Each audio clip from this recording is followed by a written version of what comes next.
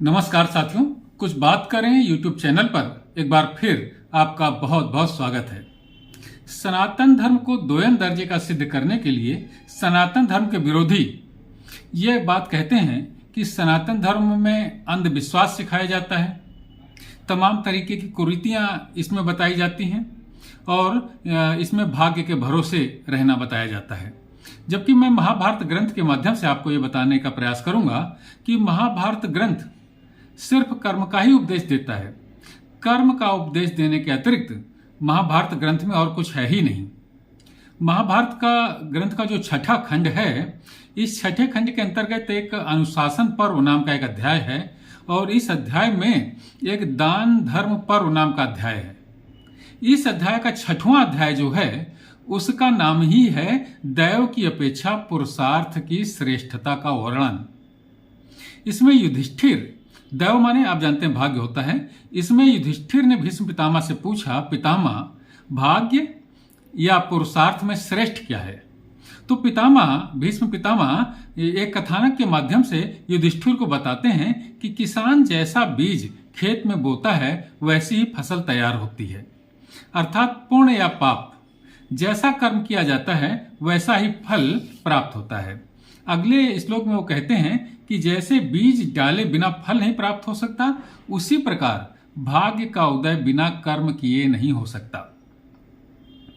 कर्म करने वाला मनुष्य अपने भले या बुरे कर्म का फल स्वयं भोगता है। यह बात संसार में प्रत्यक्ष दिखाई देती है।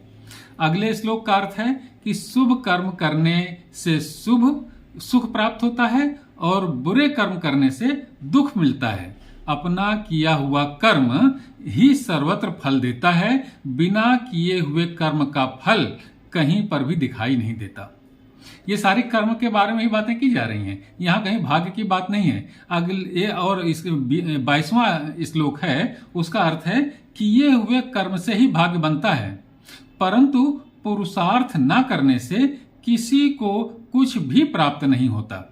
यानी कि आप कर्म करेंगे तो आपका भाग्य प्रबल हो जाएगा, आपका भाग्य उदय हो जाएगा, आपका भाग्य अच्छा हो जाएगा अगर आप कर्म करेंगे, परंतु पुरुषार्थ न करने से यानी कर्म न करने से किसी को कुछ भी प्राप्त नहीं होता।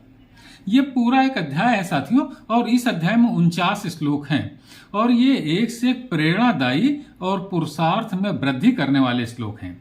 इस अध्याय को अवश्य पढ़ना चाहिए। और जब भी आपसे कोई व्यक्ति ये बात कहे कि जो सनातन धर्म के ग्रंथ हैं वो अंधविश्वास सिखाते हैं, इनमें तमाम तरह की कुरीतियां हैं और ये भाग्य का भरोसे रहना सिखाते हैं, तो उसे अनुशासन पर्व के इस अध्याय के बारे में आप जरूर बता दीजिए। साथियों, महाभारत ग्रंथ अद्भुत ग्रंथ है। ऐसा ग्रंथ विश्व में अन्यत्र कहीं उपलब्ध होगा, इसमें संदेह है। इसी तरीके से सनातन धर्म के अन्य ग्रंथ भी बहुत उपयोगी ग्रंथ हैं साथियों। फिलहाल मैं महाभारत की बात कर रहा हूं और महाभारत ग्रंथ हम भारतवासियों को, हम सनातन धर्मियों को उपलब्ध है, इसका हमें गर्व करना चाहिए। आज की चर्चा में बस इतना ही साथियों। कल किसी और मुद्दे पर आपसे बात करूंगा। तब तक के लिए जय हिंद, वंदे मातरम।